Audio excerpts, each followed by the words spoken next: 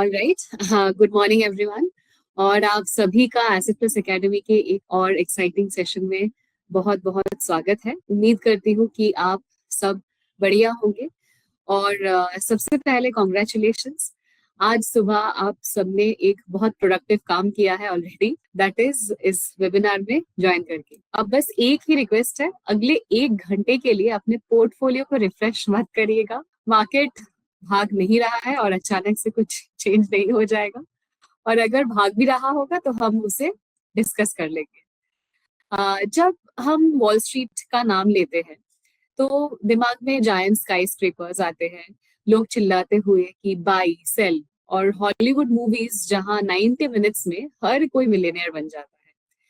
और जब दलाल स्ट्रीट की बात आती है तो याद आता है हमारा अपना मार्केट, एसआईपीज, म्यूचुअल फंड्स, और वो आदत कि हर 15 मिनट में पोर्टफोलियो चेक करना, बस ये उम्मीद में कि शायद इस बार ग्रीन दिख जाए। लेकिन हजारों किलोमीटर दूर होने के बाद भी इन दोनों मार्केट्स में एक बहुत इंटरेस्टिंग चीज है जो बहुत कॉमन है।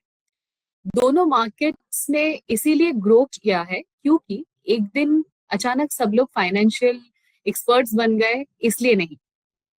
वो इसलिए ग्रो हुए क्योंकि किसी ने ऑर्डिनरी लोगों को पेशेंटली गाइड किया और उन्हें इन्वेस्टर्स बनाया।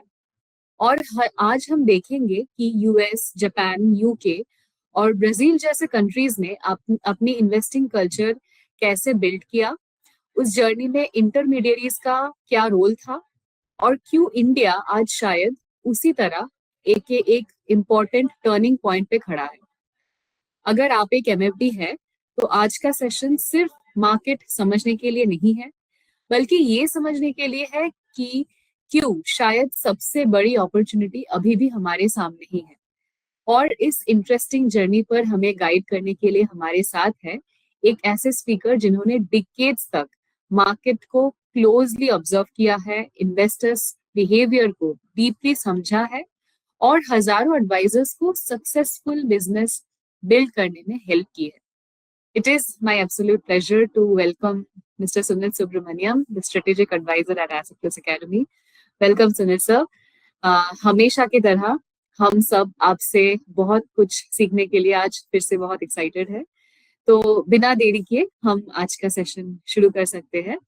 Over to you Sunil sir. धन्यवाद सुकन्या, और नमस्कार सभी लोगों को, और शुक्रिया आप सबने टाइम सेलेक्ट किया है इस प्रेजेंटेशन को सुनने के लिए।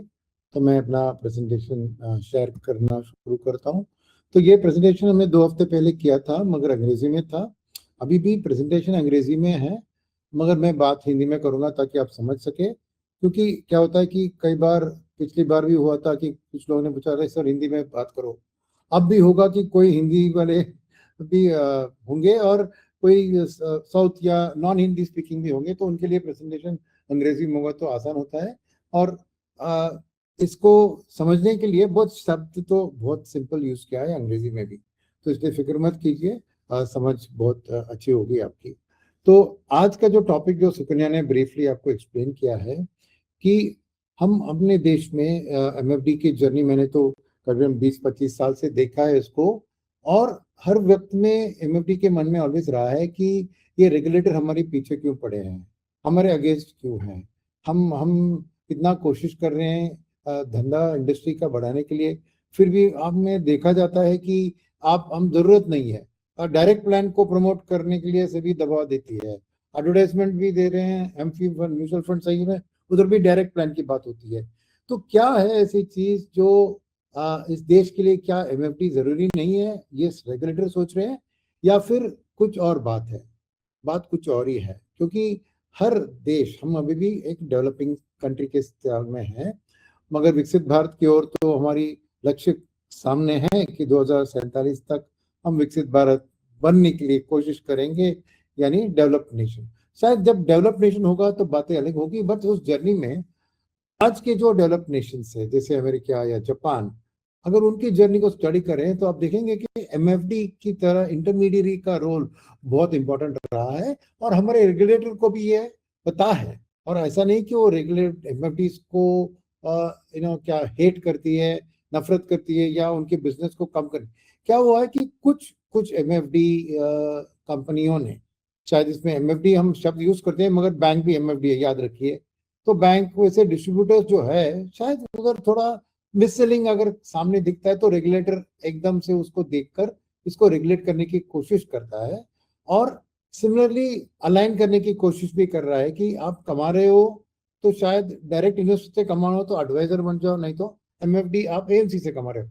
तो ये सब कंफ्यूजन है, मगर जो एडवाइजर या एमएफडी या इंटरमीडिएट जो भी नाम से आप पुकारे उन्हें, सभी देशों में, यही मैं दिखाने वाला हूँ आपको अगले 10-20 स्लाइड में, कि सभी देश में ये इंटरमीडिएट का हाथ बहुत इंपॉर्टेंट रहा है उस मार्केट की डेवलपमेंट में, उस म्यूचुअल फंड इंडस्ट्री की डेवलपमेंट में। और आपको भी यही मन में रखना चाहिए कि इंडिया में भी हमारा काम बहुत बहुत इम्पोर्टेंट है, और बिना एमएफडी के ये इंडस्ट्री बढ़ नहीं सकती है। ये साफ आपको समझ आएगा मेरी प्रेजेंटेशन के बाद। तो इसलिए टाइटल इसका दिया गया कि वॉल स्ट्रीट से लेकर दलाल स्ट्रीट तक, राइट। वॉल स्ट्रीट माने एक डेवलपिंग इकोनॉमी की बात के लिए हमने वॉल स्ट्रीट का शब्द इस्तेमाल किया है। तो पहला स्लाइड में जो मैं कहूंगा आपको दिखाऊंगा कि कोई भी देश यहाँ खाली एक ऐप और टेक्नोलॉजी के बेसिस पे या नियमों को लगाकर कस्टमर को बोले आप आके इन्वेस्ट कर लो भैया, ये टेक्नोलॉजी है, ये सब है, ये रूल्स है और ये फॉलो कर, नहीं, किसी भी देश का ऐसा सक्सेस नहीं हुआ है उनकी इक्विटी मार्केट का या म्यूचुअल फंड इंडस्ट्री का पेनिट्रेशन के पीछे।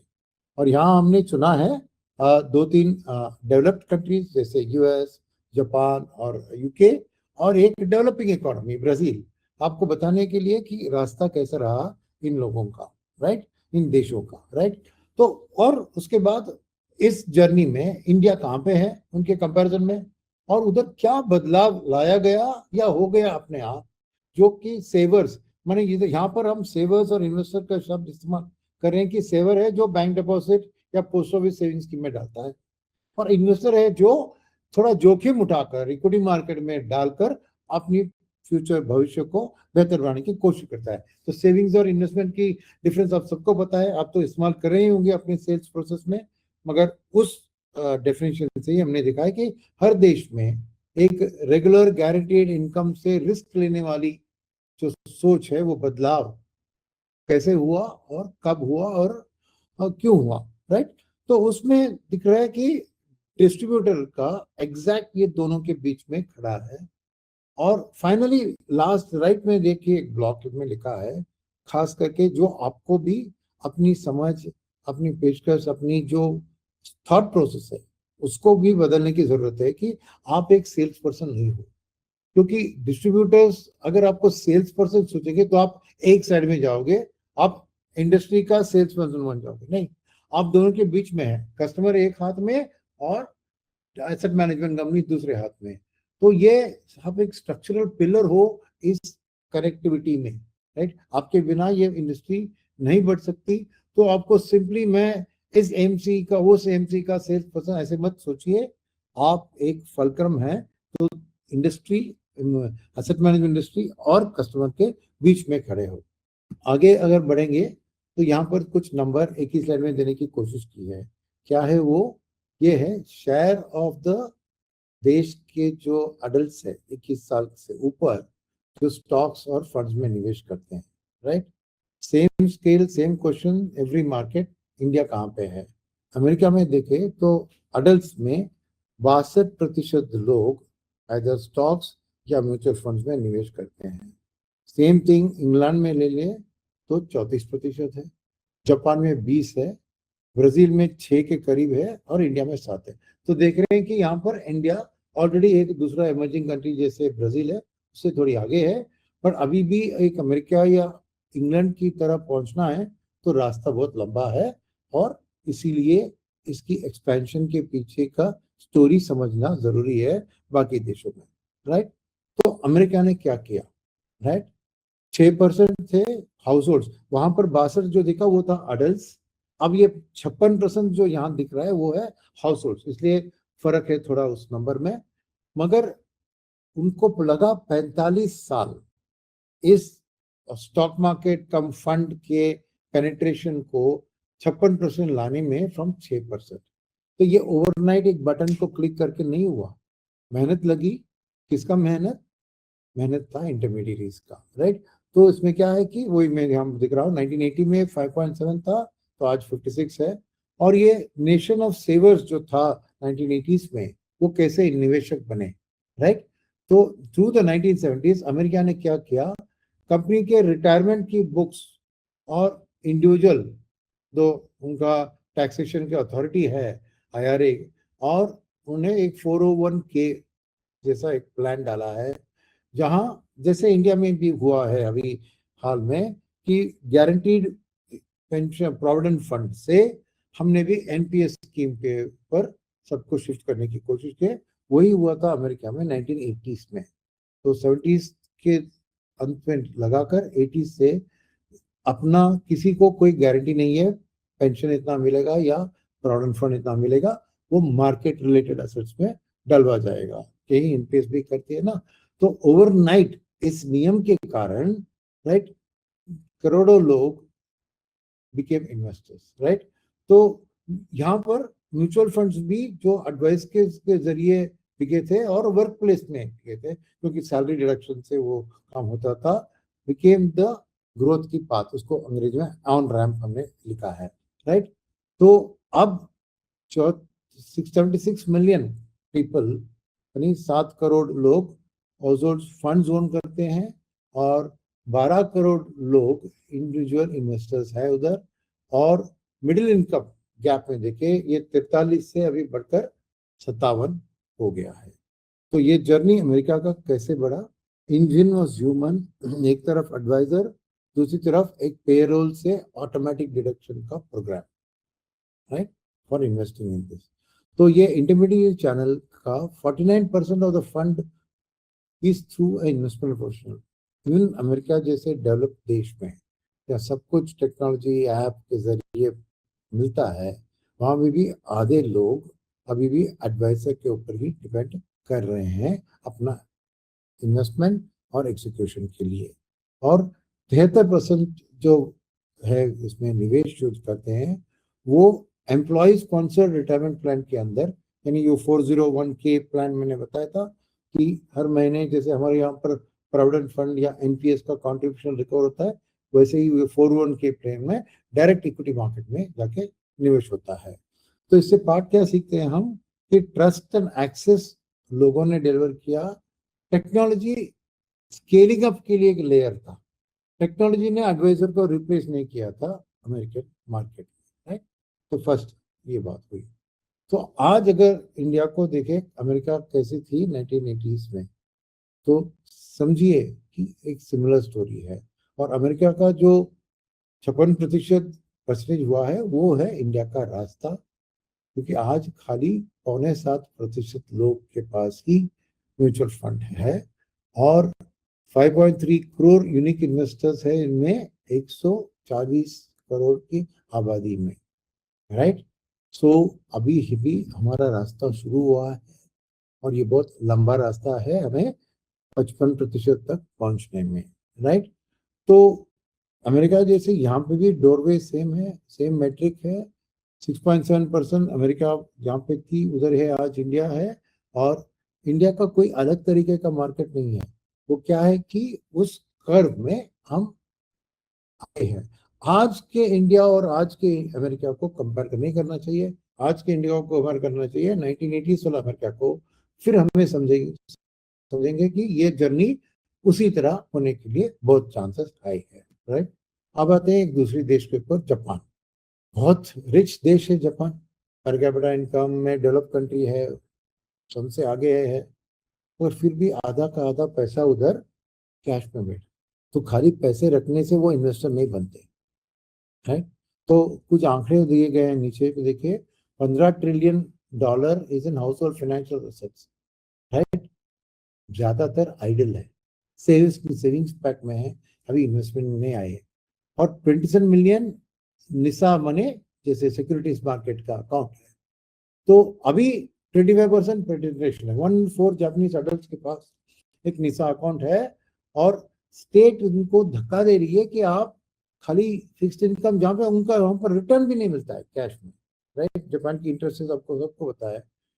उसको मार्केट में पुश करने के लिए, धक्का देने के लिए गवर्नमेंट अपनी तरफ से कोशिश कर रही है। और 2024 में एक इम्पॉर्टेंट चीज हुआ, राइट। तो उधर भी पॉलिसी ने एक डिस्ट्रीब्यूशन का पुश उन्होंने किया था, राइट। और यूके की बात करें तो ये बहुत मैच्योर मार्केट है, मगर ये थोड़ी अलग है। क्या हुआ, बीच में उन्होंने पूरी की पूरी टेक्नोलॉजी को अडॉप्ट कर एडवाइस को कट करने की कोशिश की थी, मगर क्या हुआ, वहां पेनिट्रेशन उसके कारण सफर हुआ। अब उसको वो रिट्रेस कर रहे हैं और वापस एडवाइजर की फोकस को ला रहे हैं। देखिए उधर 9% of people take consumer advice out of 4.6 million, और 8% of the household wealth is held in equities, which is the lowest in the G7 countries, because UK made the mistake of trying to take away the distributor in the middle, right? तो आज उधर 430 billion pound cash पे बैठा हुआ है, जो कि advice के बिना नहीं जा पा रहा है एक इक्विटी रिस्क रिवॉर्ड मार्केट के लिए, राइट। अब नीचे लिखा देखिए, now Britain is scrambling to rebuild it. गलती हो गई उनसे, अब उसको वापस वो एडवाइजर को फ्रंट में लाने की कोशिश करें। और 25-26 में रेगुलेटर ने टारगेटेड सपोर्ट की तरह एक स्कीम लॉन्च किया, तो whole new category which is invented just to reach the millions, because advice layer shrink हो रहा था और लोगों को नहीं मिल रहा था एडवाइस। तो house hold only allocate 19% of their financial assets in investments versus 38% in overall EU and 56% US. तो यूके ने गलत एक स्टेप लिया, एडवाइजर को कट आउट करने के लिए डायरेक्ट जाने की बात की, अब उसको वापस ले रहे हैं। और अभी एडवाइजर का महत्वपूर्णता उनके सामने भी मन में आ गया, राइट। तो बोथ जापान और ब्रिटेन कोशिश में है क्या, एक इन्वेस्टमेंट की हैबिट। जापान में हुआ था बिकॉज कोई एडवाइजर की पूल नहीं थी और लोग डर रहे थे इक्विटी मार्केट में डालने से, तो उन्होंने कैश में रखा। ब्रिटेन में क्या हुआ, एडवाइजर थे और गवर्नमेंट ने रेगुलेशन के जरिए एडवाइजर को कम कराने की कोशिश की और लोगों को डायरेक्ट जाने के लिए धक्का देगी, बट तब उनका पेनिट्रेशन भयंकर गिर गया। तो वो अभी ट्राई कर रहे हैं एक इन्वेस्टिंग हैबिट को बिल्ड करने की, जो अभी देखे ना इंडिया में पोस्ट कोविड देखें तो बहुत जबरदस्त इन्वेस्टमेंट हैबिट बढ़ गई है। SIP बुक की बढ़त एक इसका एविडेंस है, राइट। तो इसीलिए यहाँ पर देखें तो हमारे पास जो 10 करोड़ का SIP अकाउंट है, contributing month after month, right, it is a habit, right. वो हैबिट फॉर्म हो गया है इन्वेस्टिंग का। तो हमारी देश ने वो गलती को अवॉइड कर लिया जो ब्रिटेन ने किया, और जापान की तरह हमारे पास एक स्ट्रॉन्ग डिस्ट्रीब्यूशन नेटवर्क है जो अभी और आगे बढ़ने की कोशिश कर रहे हैं। सभी MCs भी कर रहे हैं, एसए प्लस एकेडमी भी वही कोशिश में है, जहाँ पर नए लोगों को डिस्ट्रीब्यूशन फोरफ्रंट में ले आए। तो एक हम सीख रहे हैं कि एक मार्केट जिसका इस्तेमाल नहीं किया इसको, और दूसरा जिसने करके उसको निकाल कर उसका नेगेटिव इफेक्ट्स को भुगत लिया। तो दोनों से हम क्या कह रहे हैं, हम कह रहे हैं कि हमारी देश उन गलतियों से सीख कर यहाँ पर डिस्ट्रीब्यूशन का महत्वपूर्णता बढ़ाएंगे, ये है आज। और आपने देखा कि आज भी सभी ने एक कंसल्टेशन पेपर अनाउंस किया, जहां एक MF ओनली PMS जो एडवाइजर के जरिए बेच सकता है, राइट। वो भी एक अपॉर्चुनिटी है MFDs के लिए, मतलब वो कंसल्टेशन पेपर एक्चुअल लॉ में बदलता है, राइट। तो पॉइंट क्या है, समरी में पॉइंट है कि इंडिया इस मैकेनिज्म में पीछे नहीं हटी है, बिहेवियर में आगे है। SIP ने अपने आप कर दिया क्या, मैच्योर इकोनॉमीज आज सेंट्रल पॉलिसी को टारगेट कर कर उसको इंजीनियर करने की कोशिश कर रहे हैं। तो एक्चुअली एक तरह से सोचे कि आंकड़े में शायद नहीं दिखे, मगर इंडिया उनसे आगे है एक इन्वेस्टिंग हैबिट में, और आगे बढ़ सकता है। रास्ता बहुत लंबा है और पोटेंशियल भी बहुत है, बट फिर भी हम उधर क्या हुआ उससे सीख कर हम और भी तेजी से आगे आज बढ़ सकते हैं, राइट। तो अब आते हैं ब्राजील के पास, जो एक हमारी पीयर है, हमारे जैसा, वो भी एक इमर्जिंग कंट्री है, राइट। ये तीन हमने जो डिस्कस किया, अमेरिका, इंग्लैंड और जापान, ये ऑलरेडी रिच कंट्री है, बट ब्राजील तो हमारी तरह है, राइट। तो ये इमर्जिंग इकोनॉमी है, और उधर भी कंजर्वेटिव सेवर्स फिक्स डिपॉजिट्स में अपना पैसा और सेविंग्स अकाउंट में ही रखते थे, और उधर तो हाई इन्फ्लेशन बहुत जहन में है, राइट। और वेल्दी नेशन नहीं है, हमारी तरह मिडिल क्लास नेशन है। और इन अ सिंगल डिकेड 10 साल में उन्होंने अपना बिजनेस को ट्रांसफॉर्म किया, अपनी इंडस्ट्री, इक्विटी मार्केट और म्यूचुअल को ट्रांसफॉर्म किया, राइट। कैसे हुआ? ये था थ्रू डिस्ट्रीब्यूशन नेटवर्क, राइट। तो सेम स्टार्टिंग पॉइंट हमारी तरह सेवर्स है जो डिपॉजिट्स पर ही भरोसा रखते थे और गोल्ड पर। सेकेंड चीज, सेम इंस्टिंक्ट है। 2 दशक पहले 97% Brazilian money was in fixed income, खाली 3% स्टॉक मार्केट में थे, सोच लीजिए। और सोल्यूशन भी सेम है, नॉट ऐप, कोई ऐप नहीं, but an entrepreneur distributor network that carried the people across. तो ब्राजील एक सक्सेस स्टोरी है इस चीज में। तो 3% से लेकर आज वो नियर 50-50 स्प्लिट की ओर बढ़ रही है, राइट। तो ये गैप हमें तो अच्छी तरह पता है, राइट। तो क्या किया ब्राजील ने? 6 लाख इन्वेस्टर से 50 लाख इन्वेस्टर 7 साल में, और ये ज्यादातर निवेशक मिडिल क्लास में थे, यानी आम जनता, राइट। तो यहाँ पर क्या है, 400% का बढ़त उनके बेस में हुआ है। और क्या हुआ इस बढ़त के पीछे? नेचुरली आपको एवरेज टिकट साइज गिर गया, बिकॉज नए नॉन वेल्दी पीपल भी अभी एंटर आने लगे, तो नेचुरली एवरेज टिकट साइज आपको गिरना ही है। तो 4 फोर्सेस थे जिसमें ब्राजील को का हाथ में आए in terms of this increase in the penetration, और मगर distributor army was the one that carried the people. तो पहला क्या था, उनका एक बेंचमार्क रेट था, सेलिक करके है, जो 14% रिटर्न दिल रहा था, वो गिर गया, और risk free double digit return जो है वो वैनिश हो गए। तो लोगों के पास चॉइस नहीं था। पहले 14% अगर रिस्क फ्री गवर्नमेंट बॉन्ड में मिल रहा है तो मैं क्यों बाहर डालूं, ये सोच थी पहले।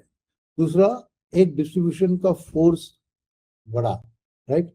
बहुत सारे फर्म्स, कुछ नाम भी है एक्सपी करके, जिन्होंने नेटवर्क ऑफ इंडिपेंडेंट एडवाइजर्स को बिल्ड करके, ये खाली 5 बैंक थे जो डोमिनेट करते थे डिस्ट्रीब्यूशन, उनकी जो ओलिगोपोली कहते हैं, जो 5, 8, 10 कंपनियां पूरे देश को कंट्रोल करती है किसी भी क्षेत्र और किसी भी सेक्टर में, तो उसको कहते हैं ओलिगोपोली। तो उस ओलिगोपोली तोड़कर 18,000 एडवाइजर 450 से ज्यादा शहर में उभर के आ गए। तो ये था सेकंड स्टेप। थर्ड स्टेप था एक फेवरेबल रेगुलेटरी फ्रेमवर्क, नई नियमें लाई गई जिससे ब्रोकरेज एजेंट्स टाइड करके, जैसे हमारे इंश्योरेंस में होता है, टाइड करके रहते थे, उनको अभी जेन्युइनली इंडिपेंडेंट कंसल्टेंट्स बना दिया। तो free to advice across banks and products. नहीं तो पहले वो जो फ्यू बैंक्स थे जो उनका होल्ड था, 5 बैंक्स, अगर आप उनके पास टाई अप करके लेके इंश्योरेंस की तरह जाके बेचो, that means you become the agent of the insurance company. और फिर उन्होंने उस नियम को रिलैक्स किया और कह दिया कि डिस्ट्रीब्यूटर को कि आप कौन से भी बैंक के products, bank sponsored mutual fund के प्रोडक्ट आप बेच सकते हो। तो ये ओपन आर्किटेक्चर में आ गया from a closed architecture. Of course education and technology, जो खास इंडिया में भी हो रहा है, जैसे म्यूचुअल फंड सही है कैंपेन हमारा था, और हमारी इंटरनेट पेनिट्रेशन और ऐप एवोल्यूशन के कारण आज केवाईसी भी 3 मिनटों में हो सकता है नए कस्टमर के लिए। तो सेम प्रोसेस ब्राजील ने भी फॉलो किया है, डिजिटल ऑनबोर्डिंग और फिजिकल फाइनेंशियल एजुकेशन को उन्होंने प्रमोट किया एज अ देश। तो बहुत सिमिलर लग रहा है देश ब्राजील का ग्रोथ और हमारी जो बात है, राइट। तो 5 मिलियन से 18,000 एडवाइजर्स, 18,000 एडवाइजर ने 5 मिलियन को मूव किया इक्विटीज में।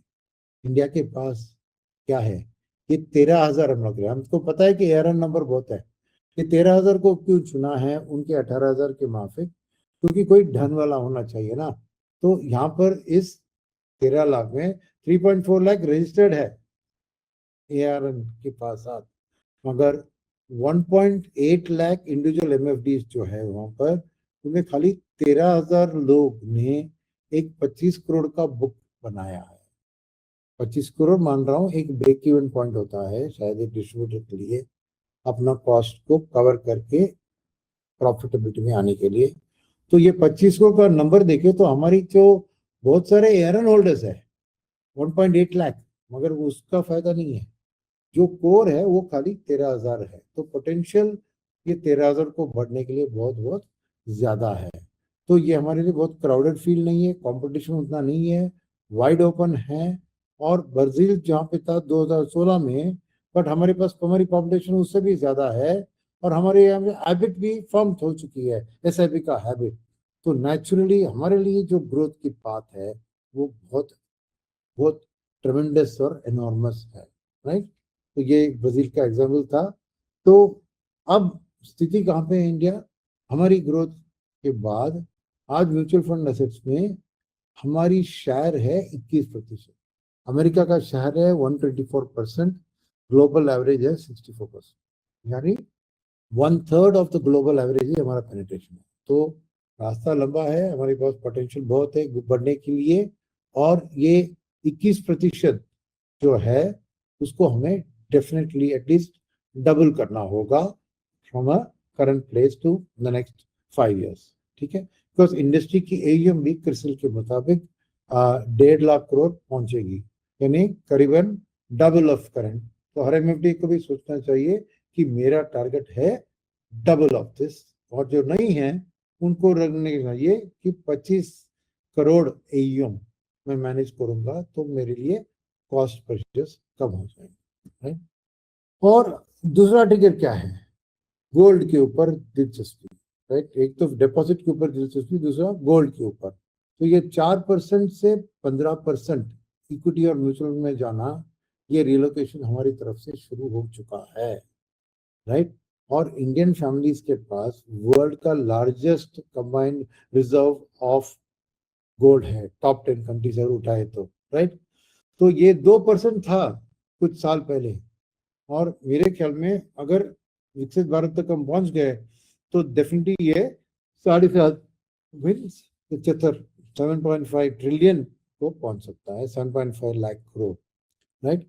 सो द सेम फोर्स जो ब्राजील में मूव किया था वही का वही यही इंडिया में भी सेम हो रहा है। इसलिए हम उम्मीद जरूर बरकरार रख सकते हैं कि हमारी ग्रोथ पोटेंशियल भी ब्राजील की तरह बढ़ सकती है एक दशक में। तो हमारे यहाँ पे प्रैक्टिस क्या है? ये बिहेवियरल प्रैक्टिस, महीने महीने में एक एसआईपी का इंस्टॉलमेंट भरना अब हैबिट बन गया है, राइट। तो देखिए यहाँ पर 2016 दशक की बात करें ब्राजील की तरह, तो ऑलरेडी हमारी ग्रोथ तेजी से बढ़ रही है। एसआईपी बुक 3,000 करोड़ से आज 10 गुना बढ़कर 31,000 करोड़ बन गई है, राइट। और हमारे पास 10 करोड़ एक्टिव एसआईपी अकाउंट है, और 61 मंथ्स तक unbroken positive equity inflows. Amphi के इनफ्लोस के चार्ट देखें तो 5 साल से हर महीने पॉजिटिव फ्लोस इंडस्ट्री के ऊपर आते जाते हैं, आते जा रहे हैं। तो ये इंडिकेट करता है कि पोटेंशियल बहुत ज्यादा है, हम ठीक रास्ते पे चल रहे हैं, और बढ़त अपने आप हम हासिल कर पाएंगे, राइट। तो एक स्नैपशॉट, तो कहाँ है इंडिया 5 नंबर में? अभी के जो डिस्कस किए, 81 लाख करोड़ है इंडस्ट्री का एयूएम, और 12% इस एयूएम की बढ़त हुई है डिस्पाइट ग्लोबल वॉलेटिलिटी। और total folios across the industry, double counting होती है ना, तो 27 करोड़ है।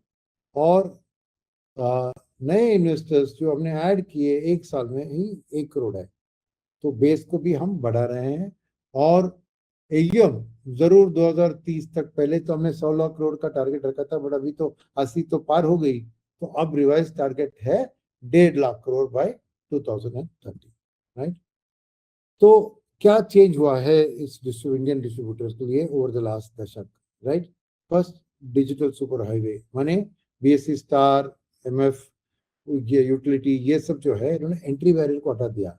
अब distributor can not now say that SIP for a client in minutes from anywhere with no infrastructure। तो आपके कस्टमर हो और उसके ब्रदर गुवाहाटी में भी हो और आप पुणे में हो, तो फिर भी आप थ्रू टेक्नोलॉजी आज उसकी अकाउंट ओपन खोलकर केवाईसी भी कराकर इन्वेस्टमेंट भी हासिल कर सकते हैं। तो ये डिजिटल सुपर हाईवे समझिए ये बन गया है।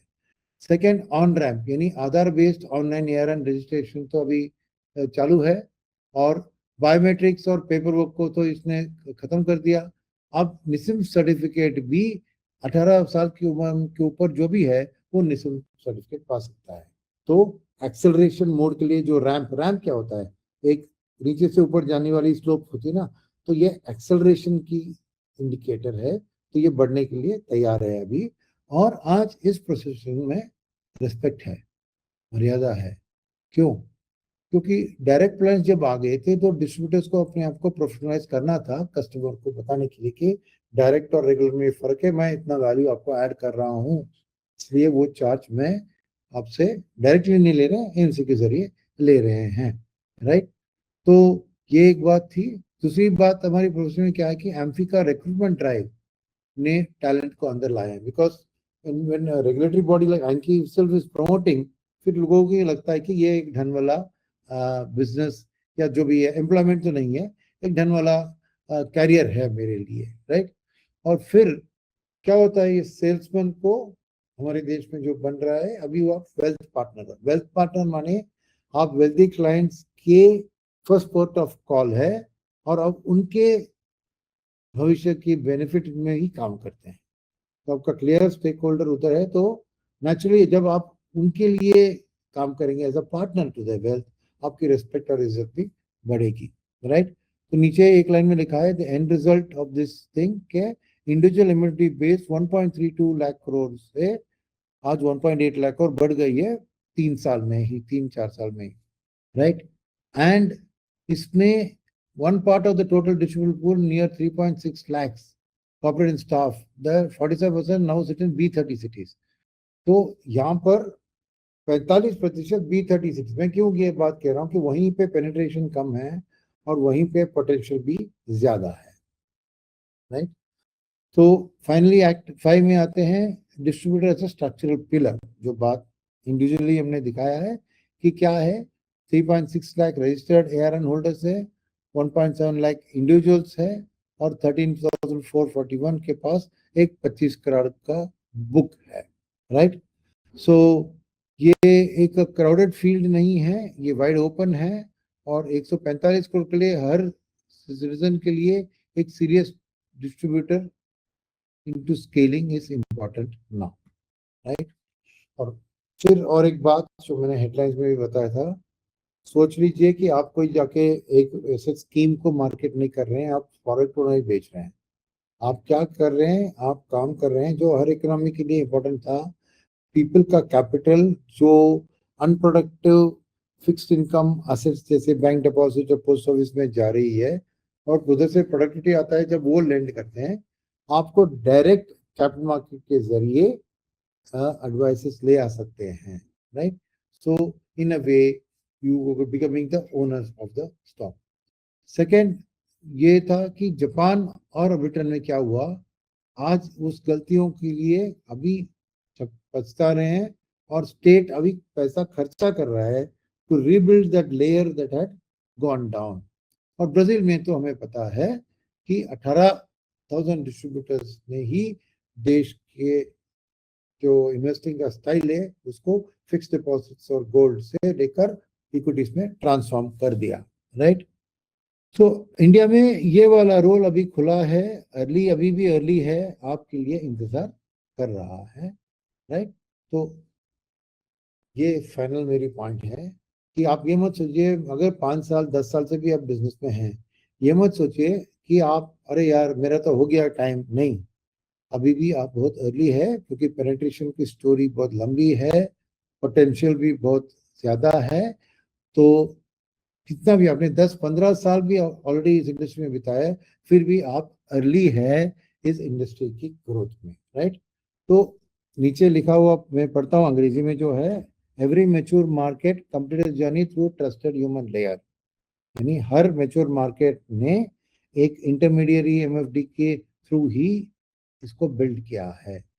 इंडिया अब वही पॉइंट पे है, इन्फ्लेक्शन पॉइंट, जहाँ पे हैबिट बन चुकी है, रनवे बहुत लंबा है, दशकों का रनवे है और फील्ड खाली है, क्योंकि डिस्ट्रीब्यूटर 13,451 डिस्ट्रीब्यूटर्स है जिनका 25 करोड़ का AUM है।